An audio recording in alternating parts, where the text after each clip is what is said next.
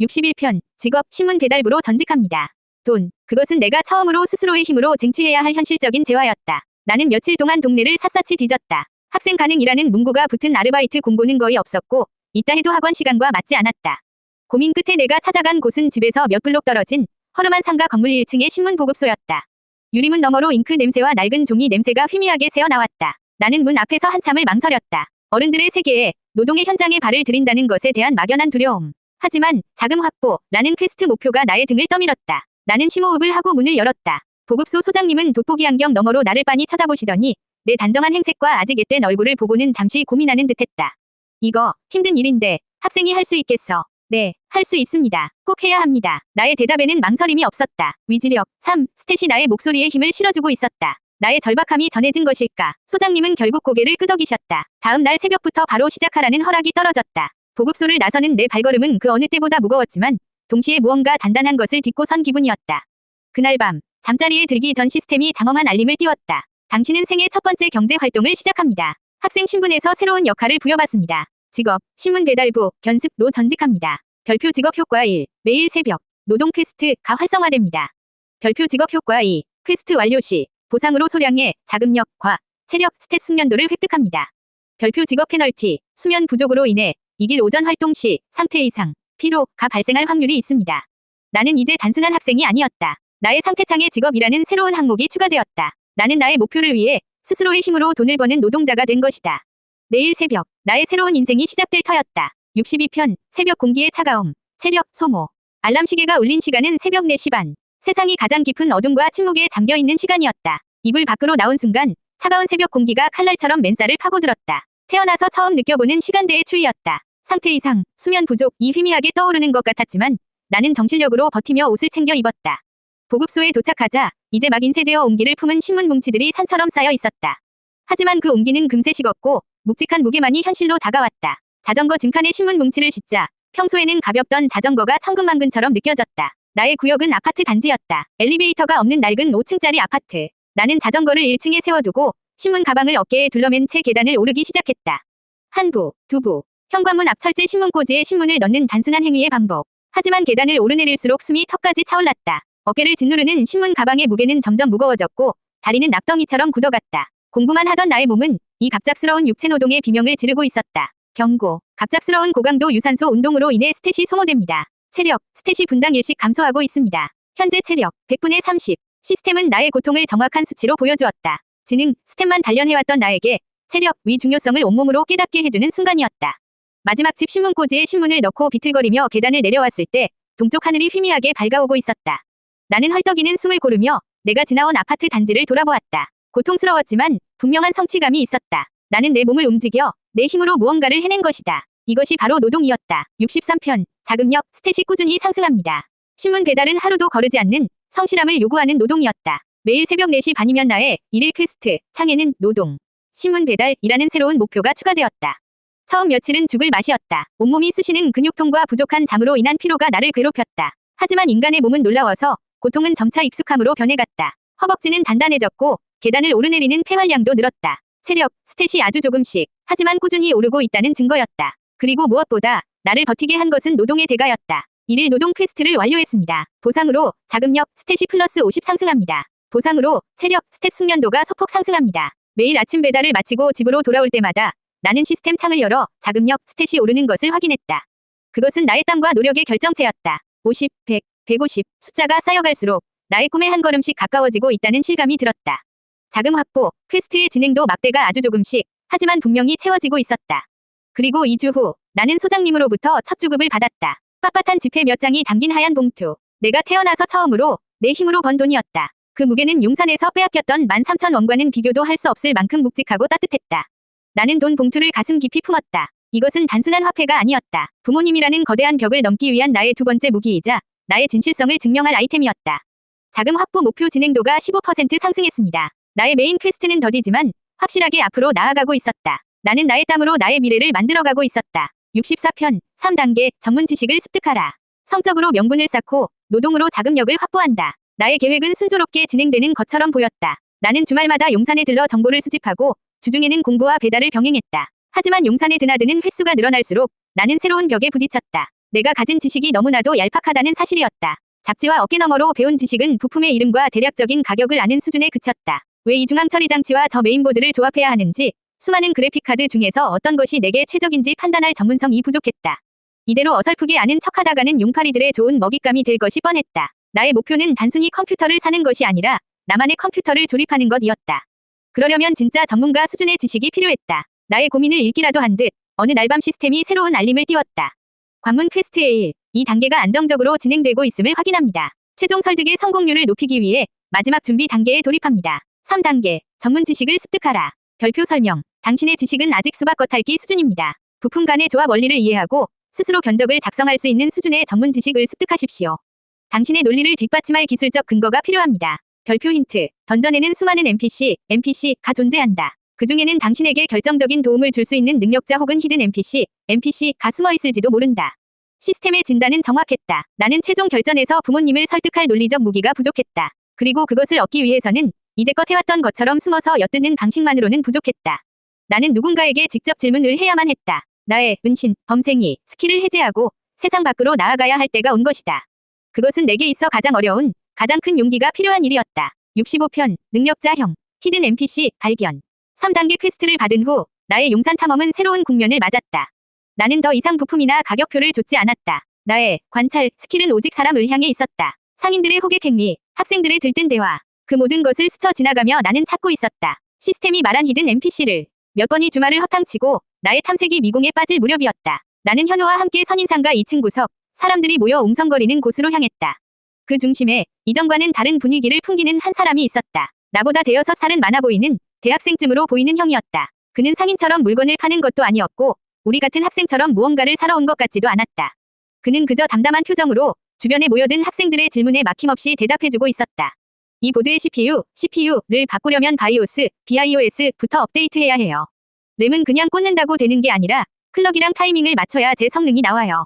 그가 사용하는 단어들은 내가 잡지에서 본 것보다 훨씬 더 전문적이었다. 상인들조차 그에게는 함부로 말을 걸지 못하고 오히려 무언가를 물어보는 듯한 존중의 태도를 보였다.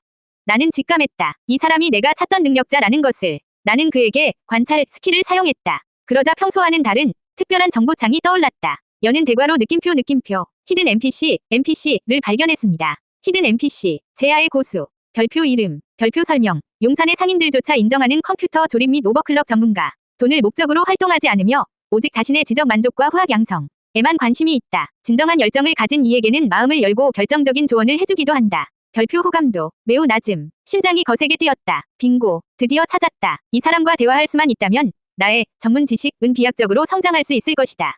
하지만 호감도 매우 낮음이라는 문구가 마음에 걸렸다. 어설프게 다가갔다가는 무시당하기 십상일터였다. 66편. 용기. 스탯 1을 소모하여 대화를 시도합니다. 문제는 어떻게 말을 거느냐였다. 그 형의 주변을 둘러싼 학생들의 질문 공세가 끝나고 그가 잠시 혼자 있게 된 순간 나는 절호의 기회임을 알았지만 발이 떨어지지 않았다. 그는 내가 지금껏 상대했던 NPC와는 격이 달랐다. 불량배들에게서는 공포를, 상인들에게서는 경계심을 느꼈지만 그에게서는 감히 범접할 수 없는 아우라가 느껴졌다.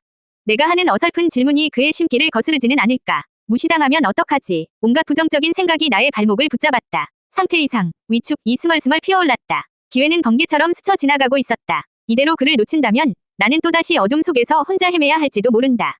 나는 메인 퀘스트 창을 떠올렸다. 나만의 컴퓨터를 조립하라. 그 찬란한 목표를. 나는 눈을 질끈 감고 결단을 내렸다. 그러자 시스템이 나의 결심을 읽었다는 듯 비장한 선택지를 제시했다. 당신의 현재 능력치를 뛰어넘는 행동입니다. 퀘스트의 성공적인 진행을 위해 스탯 포인트를 소모하여 행동을 강제하시겠습니까? 재생 버튼, 용기, 스탯 1포인트를 영구적으로 소모하여 대화를 시도한다. 주의, 소모된 스탯은 레벨 업 보상을 통해서만 복구할 수 있습니다. 영구적인 스탯 소모, 퀘스트 보상으로 겨우 1에서 2로 올렸던 용기 스탯을 다시 1로 되돌려야 하는 너무나도 가혹한 대가였다. 하지만 나는 망설이지 않았다. 앞으로 나아가기 위한 희생이라면 기꺼이 감수할 수 있었다. 이것은 도박이지만 시도하지 않으면 아무것도 얻을 수 없다. 나는 마음속으로 예를 외쳤다. 플레이어의 위지를 확인. 용기, 스탯 1포인트를 소모합니다. 용기, 2일. 순간 가슴 한쪽이 텅 비는 듯한 상실감이 느껴졌지만 곧이어 시스템에 의해 강제로 주입된 기묘한 담대함이 그 자리를 채웠다. 두려움이 사라졌다. 나는 아무런 망설임 없이 나의 위지와는 상관없이 움직이는 다리로 그에게 성큼성큼 다가갔다. 그리고 거의 자동적으로 입을 열었다. 67편. 컴퓨터 잘하려면요. 나의 목소리는 떨리지 않았다. 시스템이 강제한 용기는 나의 성대를 단단하게 붙잡아 주었다. 하지만 내 위지와는 상관없이 튀어나온 질문은 너무나도 어수룩하고 원초적인 것이었다. 컴퓨터, 잘하려면요. 주변의 공기가 순간적으로 얼어붙었다. 그 형의 주변을 둘러싸고 있던 다른 학생들의 시선이 일제히 내게로 향했다. 그들의 눈에는 웬 뜬금없는 소리냐는 듯한 황당함이 서려 있었다. 중앙처리장치 클럭은 어떻게 울리나요? 메모리 타이밍은 어떻게 조이나요? 같은 전문적인 질문들 사이에서 나의 질문은 마치 구구단을 묻는 어린아이의 목소리처럼 유치하게 울려 퍼졌다. 아, 스탯을 소모한 대가가 고작 이것인가. 후회가 파도처럼 밀려왔다. 시스템이 부여한 담대함이 사라지고 현실에 내가 느끼는 부끄러움이 얼굴을 화끈하게 달구었다. 나는 고개를 푹 숙였다. 능력자 형은 잠시 나를 빤히 쳐다보았다. 그의 무표정한 얼굴에서는 어떤 감정도 읽을 수 없었다. 나는 그의 입에서 그런 것도 모르면서 여긴 왜 왔냐. 같은 차가운 말이 나올 것이라 예상했다. 질책을 들을 각오를 하며 고개를 숙이려는 순간이었다. 그가 피식 하고 웃었다. 경멸이나 조롱이 아닌 정말 순수하게 재미있다는 듯한 웃음이었다. 너 재밌는 놈이네. 그는 팔짱을 끼고 있던 자세를 풀고 처음으로 내게 흥미를 보인다는 듯 몸을 살짝 기울였다. 다들 나한테 와서 어떻게 하면 점수를 더 올리는지만 물어보는데 어떻게 하면 잘할 수 있냐고 물어본 놈은 네가 처음이다. 그의 말에 나는 아무 대답도 하지 못했다. 그저 그의 다음 말을 기다릴 뿐이었다. 그는 잠시 생각에 잠기는 듯하더니 이내 결심했다는 듯 입을 열었다. 그의 눈빛은 더 이상 나를 어수룩한 아이로 보는 것이 아니라 진지한 후배를 대하는 눈빛으로 변해 있었다. 68편, 정보, 핵심 조언을 획득했습니다. 컴퓨터를 잘하고 싶다고 그가 되물었다. 나는 맹렬하게 고개를 끄덕였다. 그럼 부품 이름 외울 시간에 그 부품들이 서로 어떻게 대화하는지를 생각해봐. 대화, 그래, 대화. 중앙처리장치는 머리고 주기억장치는 책상이고 하드디스크는 책장이야. 네가 책장에서 책, 데이터를 꺼내서 책상 위에 펼쳐놓고 머리로 읽고 계산하는 거지. 이 과정이 얼마나 빠르고 효율적으로 이뤄지느냐가 컴퓨터 성능의 전부야. 그의 설명은 내가 잡지에서 본 그 어떤 기술적인 설명보다도 명쾌하고 본질적이었다. 복잡하기만 했던 기계 부품들이 하나의 유기적인 시스템으로 머릿속에서 그려지기 시작했다. 좋은 부품 쓰는 거 물론 중요하지. 근데 더 중요한 건 균형이야. 머리는 엄청 좋은데 책상이 코딱지만 하면 일을 제대로 하겠어. 책장은 거대한데 책 꺼내오는 속도가 거북이 같으면 무슨 소용이야. 각 부품들이 서로 발목 잡지 않고 최대한의 성능을 낼 수 있는 조합을 찾는 것. 그게 바로 견적의 핵심이다. 견적. 그 단어가 나의 뇌리에 망치처럼 박혔다. 내가 그토록 갈망했던 전문 지식의 정수. 나는 그 핵심 조언을 놓칠세라 그의 말 한마디 한마디를 머릿속에 각인시켰다. 그의 조언이 끝나는 순간 눈앞에 찬란한 시스템 창이 떠올랐다. 히든 NPC, 제야의 고수와의 대화에 성공했습니다. 당신은 그의 흥미를 끄는 데 성공했으며 그의 지식의 일부를 전수받았습니다. 관문 퀘스트 3단계의 핵심 과제, 정보, 핵심 조언을 획득했습니다. 별표 획득 정보, 컴퓨터 부품의 유기적 관계와 균형, 밸런스, 위 중요성. 별표 효과, 이 정보는 당신의 지식 체계를 한 단계 위로 성장시킬 것입니다. 용기 스탯을 소모한 용감한 행동에 대한 특별 보상이 지급됩니다. 스킬, 견적 작성 9.1, 위 기초를 습득합니다. 나는 비록 용기, 스탯 1을 잃었지만 그것과는 비교도 할 수 없는 귀중한 지식과 새로운 스킬의 기초를 얻었다. 나의 희생은 결코 헛되지 않았다. 69편, 스킬, 견적 작성 9.1. 핵심 조언과 함께 특별 보상으로 주어진 스킬. 나는 떨리는 마음으로 스킬 정보창을 확인했다. 용기, 스탯을 희생한 대가로 얻은 능력은 과연 무엇일까? 신규 스킬을 획득했습니다. 스킬, 견적 작성 9.1. 별표 액티브 스킬. 별표 설명, 컴퓨터 부품들의 정보를 조합하여 특정 목적과 예산에 맞는 최적의 견적을 구성하는 능력입니다. 별표 스킬 효과 9.1. 별표 부품 간의 호환성 여부를 기초적인 수준에서 판별할 수 있습니다. 성공률 60%. 별표 부품 조합의 전체적인 균형, 밸런스를 점수로 환산하여 보여줍니다. 별표, 지식, 컴퓨터, 스탯에 비례하여 스킬의 정확도와 효율이 증가합니다. 나는 스킬 설명을 읽으며 감탄했다. 이것이야말로 내가 그토록 원했던 능력. 단순히 부품의 좋고 나쁨을 아는 것을 넘어 그것들을 유기적으로 조합하여 최고의 효율을 뽑아내는 능력. 히든 NPC와의 단 한 번의 대화가 나를 순식간에 몇 단계나 성장시킨 것이다. 균형이라는 핵심 조언이 시스템을 통해 구체적인 능력으로 발현된 것이다. 스킬을 얻고 나니 세상이 다르게 보였다. 나는 다시 가게 진열장으로 눈을 돌렸다. 이전에는 그저 개별적인 부품으로만 보였던 중앙처리 장치와 메인보드, 주기억 장치. 이제는 견적 작성, 스킬을 사용하겠다고 마음먹자 그들 사이에 보이지 않는 관계가 보이기 시작했다. 한 메인보드를 집중해서 바라보자 그 위로 시스템 메시지가 떠올랐다. 호환 중앙처리 장치, 펜티엄 MMX. 호환 주기억 장치, 이디오램. 경고, 펜티엄 이 중앙처리 장치와는 호환되지 않습니다. 마치 게임 아이템의 정보를 보듯 부품들의 궁합이 눈앞에 펼쳐졌다. 나는 이제 더 이상 암흑 속을 헤맬 필요가 없었다. 나에게는 최강의 나침반이 생겼다. 나는 흥분을 감추지 못하고 옆에 있던 현우의 어깨를 툭툭 쳤다. 현우는 영문을 모르겠다는 표정으로 나를 쳐다보았지만 나는 그저 웃을 뿐이었다. 나의 비밀 무기가 또 하나 늘었다. 70편, 노트에 적힌 꿈의 사양. 그날, 나는 히든 NPC 형에게 몇 번이고 고개를 숙여 감사 인사를 하고 용산을 빠져나왔다. 현우도 옆에서 함께 인사를 하며 우리는 그와 나름의 안면을 트게 되었다. 그는 귀찮다는 듯 손을 휘휘 저었지만 입가에는 희미한 미소가 걸려 있었다. 집으로 돌아오는 버스 안에서 나는 가방에서 소중한 수첩을 꺼냈다. 지금까지는 다른 사람의 대화나 가격표를 받아 적는 용도였지만 이제는 아니었다. 나는 수첩의 맨 앞 깨끗한 페이지를 펼쳤다. 그리고 떨리는 손으로 제목을 적었다. 나의 첫 번째 컴퓨터. 심장이 터질 것처럼 뛰었다. 나는 방금 얻은 견적 작성 스킬과 지금까지 모아온 모든 지식을 총동원하여 상상할 수 있는 최고의 컴퓨터 사양을 한 줄 한 줄 적어 내려가기 시작했다.